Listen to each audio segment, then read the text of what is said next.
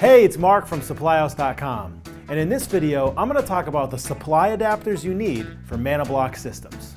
All ManaBlock installations require supply adapters. Viega ManaBlocks have a specially made thread that is not the same as standard NPT. The supply adapters are generally not sold at local hardware stores and are available in NPT, compression, crimp, and PEX press. The size you need is based on the size of your supply line, which is why they are sold separately from the ManaBlock. There are two ways to supply hot and cold water to the ManaBlock, and each of them will require a different number of supply adapters. The most common installation involves teeing off your supply line before entering the ManaBlock. You can then send cold water to one of the two supply ports on one side of the ManaBlock while sending hot water from your water heater to the other supply port. In this case, you can simply cap off the third supply port on the ManaBlock with a supply end cap.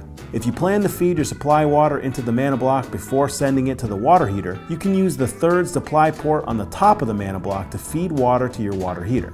This will require 3 supply adapters. Supply adapters are available in 2 sizes, 3/4 inch and 1 inch. For applications with up to 2.5 baths, use a 3/4 inch supply line. For applications with greater than 2.5 to 4.5 baths, use a 1 inch supply line.